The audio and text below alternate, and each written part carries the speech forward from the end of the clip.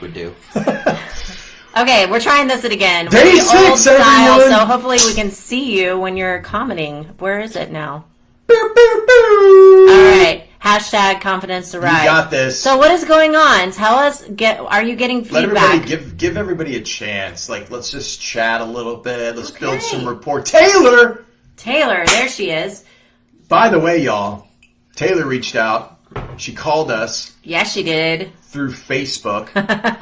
And here's the thing: if you guys don't like making sales calls or I don't even want to call them sales calls anymore. They're just calls. They're connection calls. Connection calls. Third time. Value calls. Third time's a charm. Coaching calls. So here's the thing: if for those of you watching this, or those in the challenge, or those of you that didn't even want to take the challenge because we started talking about calls, Taylor reached out to us through Facebook, and we just did. I'm like, oh, Taylor's calling, and I answered it, and we started chatting. Was that your first Facebook call? No, I called Goalie from India. Oh, okay. I've talked to probably 10 people on Facebook, but hey, Liz. I never thought to just reach out through Facebook, and then now that I think about it, it's a fantastic idea because everybody's on Facebook. Yeah, totally. And people don't expect you to call too, so it's so everyone you kind of catch them off guard. Day 6. How was it? How is the challenge going thus far? How are you feeling about it? Especially the last one, because the last one we stacked on doing the close, and I have been getting resistance from many people that we coach, as well as some of you that are in the challenge, and some people that didn't do the challenge because this very thing, which is there is a lot of guilt going around about selling right now. And it's feeling guilty about taking people's money when we don't know what's going to happen with the environment and the economy and this stuff, all that stuff. Good morning, y'all. And there's some shaming going around too, and I'll tell you a story here in a minute. First of all, I want to talk about the guilt. Well, the guilt. Guilt. Guilt doesn't help our clients if we're feeling guilty about taking money, asking for money, or even just getting on the call to connect. If we all just freeze up and say we're not doing business anymore, then we really will fuck the economy. Let me just be honest with you. If we decide we're going to close up shop and we're not going to sell when there is somebody that truly needs your service, that truly needs your help, and you have something that can solve their problem, then it will shut down business. Why would we want to go into that? And here's something the government or whatever they said, no one's going to be foreclosed in this time. No one will be evicted from their rent. Look, here's the thing. That stuff never even dropped in our minds as far as not making payments right now. We're like, what?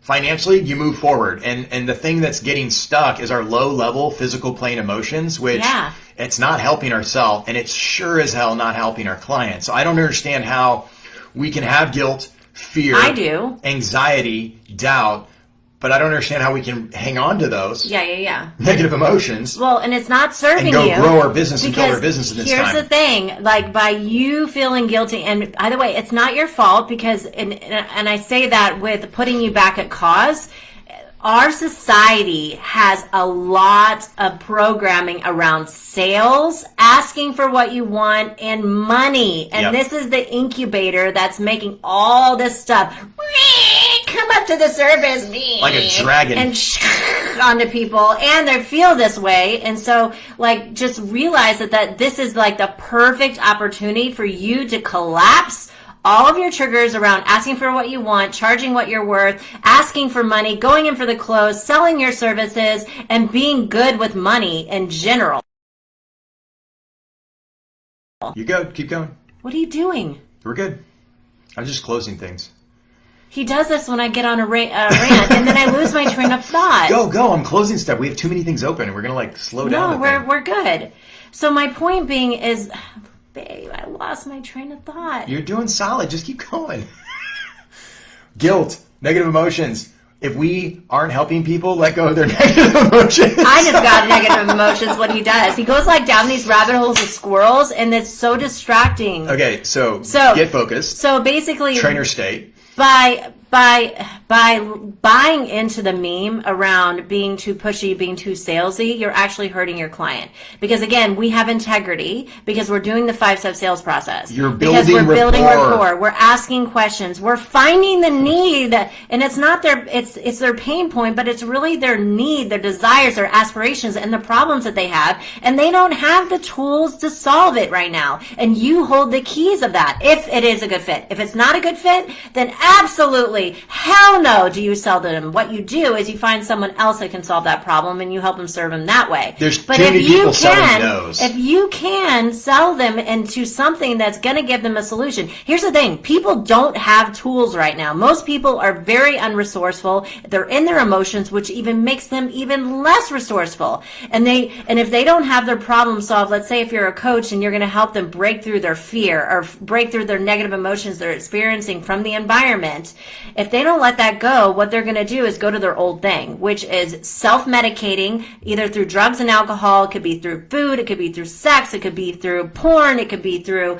codependent addiction in the relationship. All kinds of addictions. It will create all kinds of havoc in their life. And if you don't stand up for what you believe in, you know that you can help and serve them by having them invest in themselves, which then they are going to truly value it, then you are actually doing them a disservice. And you're also doing a disservice to the economy. You're also doing a disservice to yourself as well. So, by the way, and don't take this information too and then use it as a way to feel guilty for having guilt to not want to sell people. Just let that shit go. You weren't aware of it until you're aware of it now. And now that you're aware of it, you can change it and let it go and then stand for what you believe in and stand for true transformation and change. # confidence to rise. Part of serving others is is basically leaning into their challenges and their model of the world, right? We're going to bump up against people's model of the world. We're bumping up against some of your model of the world right now, some of the people listening to this and watching us. And that's because free shit doesn't work. Yeah. Like, unfortunately, guys, if the government just gave us all of the money we wanted, right? If we went on a, what do they call it? Universal income, it wouldn't work because we want purpose. We have a mission. Like, people get something out of working. Even if you don't like your job, you still get something out of it, right? You stay busy, you stay productive. Your mind is, you're using your mind. Maybe you're working with your hands. Doesn't matter. It's not just money, and that's why free stuff doesn't work in the arena of personal growth and development. Because if it was free, everyone would do it. And even if it is free, people still don't do it. They have to have skin in the game. And it's very important for them because you're damming the flow of them having the opportunity to invest in their transformation. And here's another thing. So there's some shaming going around. So notice if people do shame you for even opening up the conversation of transaction of money, know that you're triggering some deep-rooted stuff in the programming of our culture. So just know that you're actually helping them by triggering them. Here's a perfect example, and I had to do some timeline therapy on it. So we're doing this LinkedIn marketing campaign where we target some LinkedIn people and we send them some emails to possibly get them on the conversation or on the telephone for conversation. And I had this old projection of caring about my reputation being ruined. So this is like something that kept popping up in my reality, and it's coming from a place of scarcity instead of transformation and empowerment. And so of course it's right in my face. This woman, a lot of these people are saying, "Oh, please take me off your list. Never email me again." I've gotten all varieties of responses, but this one took the cake because she spent the time. One of the emails in the chain is asking for feedback, and she wrote me some feedback. Boy, did she ever. She shamed the shit out of me. She's like, "How dare you sell during these times? You are a leader and you are ruining your reputation. How dare you sell when people are so highly triggered and they don't have the tools?" And I'm thinking to myself, at first, it stood me back, and then I had a little shred of guilt, and I've had a little shred of shame that I allowed to enter the body, and then I immediately released it. I was like, look, understanding values levels. She was doing some great form for shaming. And what that means is I was triggering some of her wounds around sales. First of all, people are already triggered around sales besides this economy and what's going on in our environment. Because to her, most likely, and this is a mind read, her model of the world means sales is sleazy, sales is manipulative, sales is all about the money instead of service. And that's just not my model of the world. I think of sales as an opportunity for both people to have a spiritual transaction. Sales means what it means to you. And if you think it's sleazy and manipulative, then you probably sell with sleaziness or manipulation tactics. Or you have something in or the you past, have something that's charging you up. And or you had a family member like my mother that didn't like the telemarketers. And so it's an imprint of your programming. And you can change that. But let's unpack sales. Sales is simply extracting information and building rapport through a process. Sales is just the process of influence. And education. It's not anything sleazy or manipulation or manipulative tactics at all. It is the process of influence. We influence each other's spouse all day long. We influence our children. We influence in life. You have to influence. You can't not go through life and not influence someone to do something that's the best for them or the best for the environment, like the community, the family, whatever. And paradoxically, the person that thinks it's manipulative is manipulative in another way, usually. Most people that think sales is very manipulative or someone is manipulative means that they haven't cleared that out, which probably is there's so many people running around and not clear with integrity in their relationship as far as what sales is. I will very blatantly say, hey, I've got some services that I think I can really help you. Let's talk more about them and build rapport. You know, I'm going to very much say instead of trying to friend someone and befriend them and then say, hey, by the way, you know, you should do business with me because we're friends, right? You know, you would do business with your friends, wouldn't you? There's a lot of people that take that strategy and it doesn't work. And knowing that if you truly have something that could serve and help somebody, it is manipulative for you not to educate them about it because you have your own fear of being rejected, fear of being too pushy, fear of what they will think by presenting that offer. That is being manipulative in itself. Paradoxically, the people that do not want to manipulate are manipulating usually because they have some form of people pleasing, or they don't want to bother people. They don't want to have aggression, or they don't want to have like a aggressive argument. They run for confrontation. That is manipulative in itself, and you will create more of that if you're trying to run from it.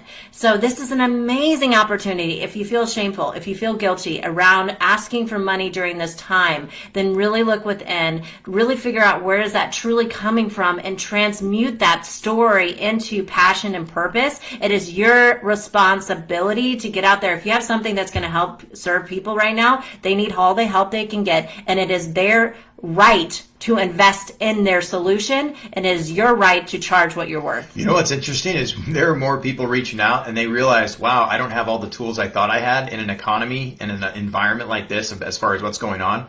Our business is absolutely going to blow up because people realize they don't have all the tools. They don't have what they need to be completely 100% empowered, confident. It's not about aggressive sales. It's about assertive sales. It's about assertive in what you want and what you want to go after and how you get there. And so it's interesting how this market, I'm actually kind of excited when we get out of this thing, we're going to be able to help more people because more people are going to actually wake up and say, holy shit, I need to hire a coach. Yeah. Because my business is struggling. Coaches, this is your opportunity my relationship to is shine. Struggling. This is why we were here. This is why we were born. That's how I feel. I feel like I've been preparing for this since the beginning of time. All the shit that I put myself through for the last 37 years, this was to prepare me for me to be able to stand in my power, to help and serve people at a deeper level, be able to go into the darkness with them and give them the skill set to walk across a finish line to the light. Like, this is truly what we're doing when we're coaching. And it's truly what you're doing as an entrepreneur, as a business owner, because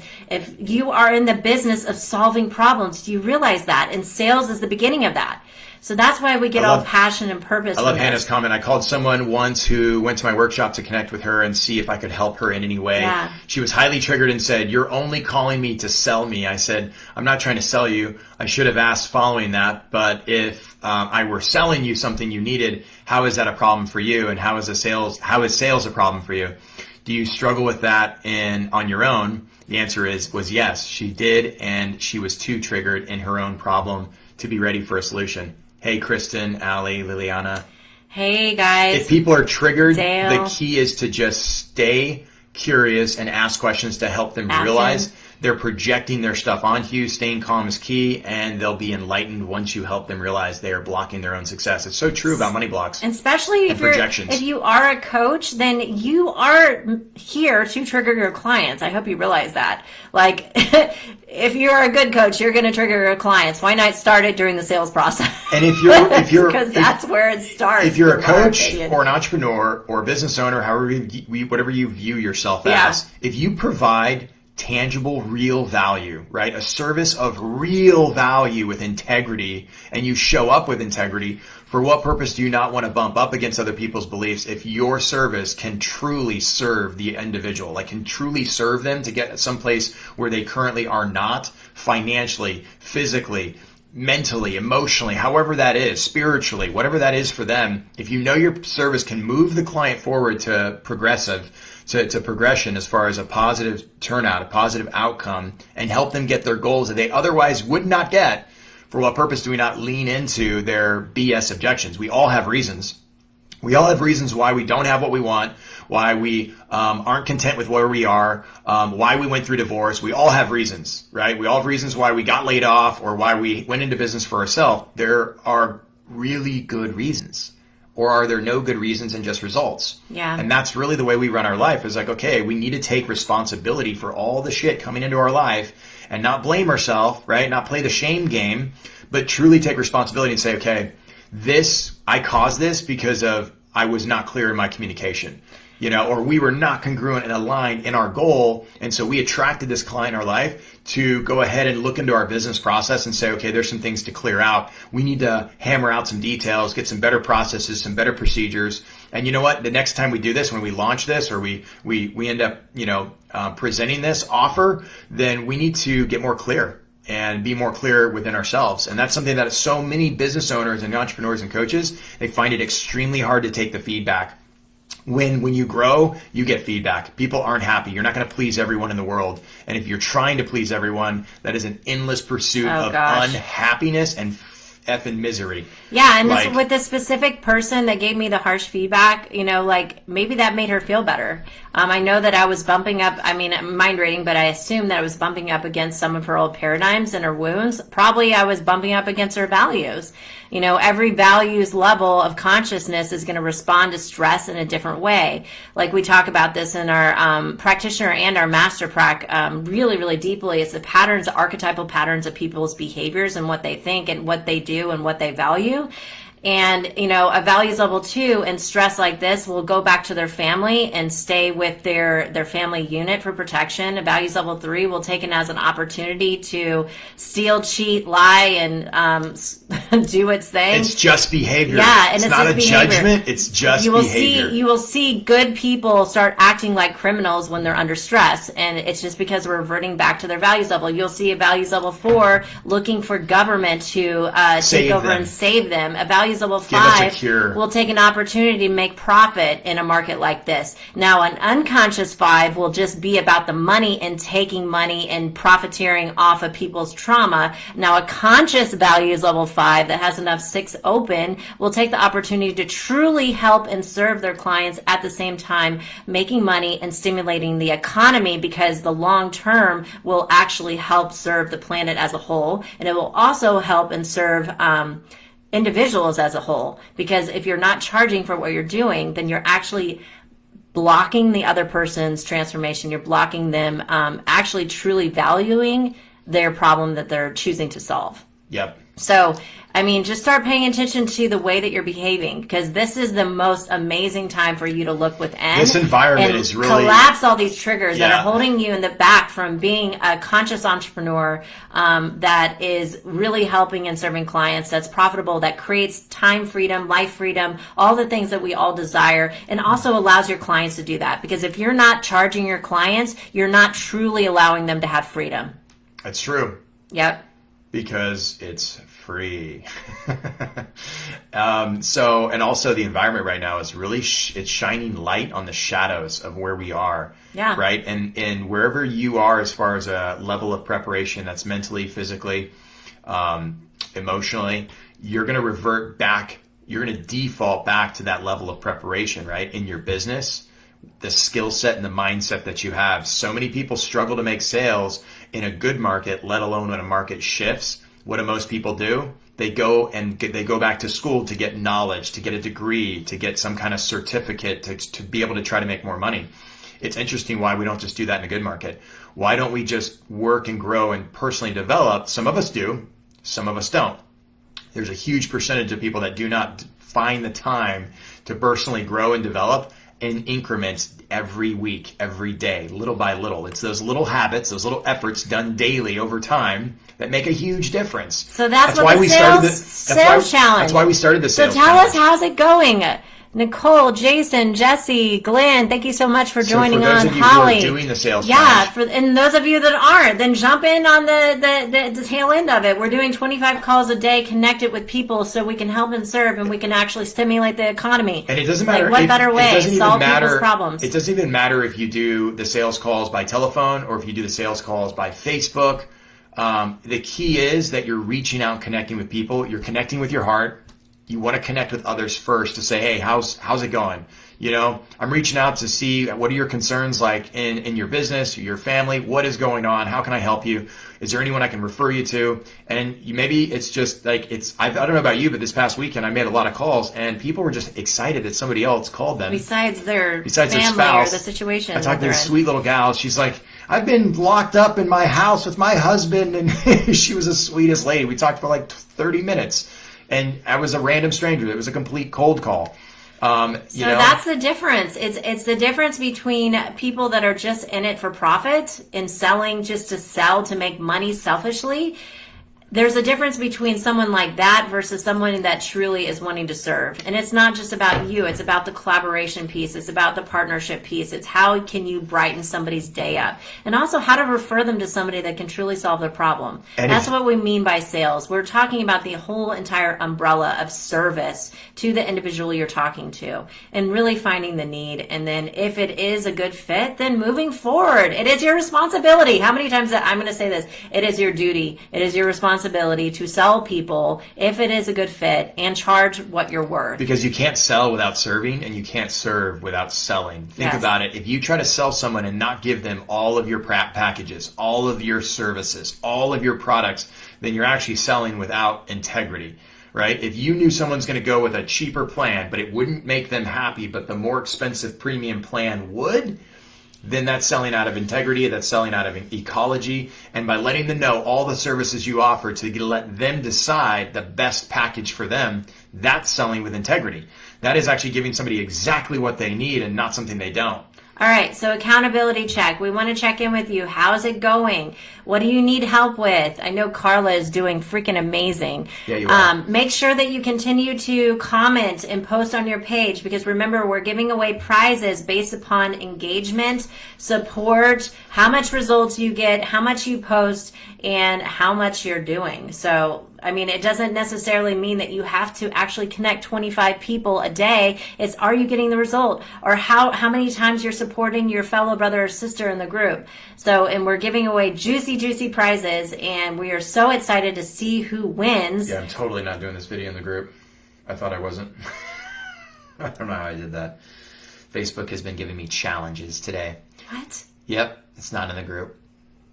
So here's for everyone that's on this that's not and hasn't joined but would like to join Mastering Sales for Coaches and Entrepreneurs.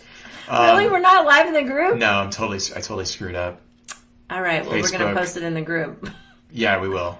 That's fine. And for those of you that don't have a clue what we're doing because you're not in Mastering Sales for Coaches and Entrepreneurs, we're glad that you joined us. Yeah, now you get a taste of what we're doing. It's all about service. Yes, Jason. Yes. And it's also about sales. And if you don't make sales, you can't make service happen because you can't close people. You can't close people, you can't make money. For those of you that are not in our group, come join us in the group and get all the videos because then you can do the challenge again. Yeah, so we'll totally put, I'll put the link in these comments. In fact, Hannah, help us out there. Maybe drop it in there.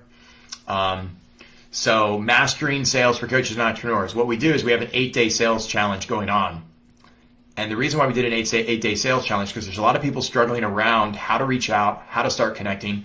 We personally would be doing a lot of networking We would be doing a lot of speaking stages. We love to get on stages. We love to network. We can't do any of that. So here's the thing: you've got to got to pivot. You got to pivot. Got to figure out a way. We started making more telephone follow-up calls. This is a lost art that we are tapping back into. This is forcing people to start connecting. It is shocking how people are so afraid of the telephone. I do believe this is the lost art. It's how I built my real estate business. It's how we continue to run our training and our coaching company.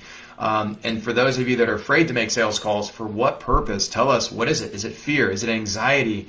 All we're doing is reaching out. People think that's so forceful. The only reason why it's forceful is because you've got something to let go of in your past that's triggering you from doing it in your future. That is the only reason why someone wouldn't want to reach out. And right now, I think it's selfish if I didn't reach out to another human being to see if I can't brighten their day, give them a little inspiration, a little motivation, which we've been doing, by the way.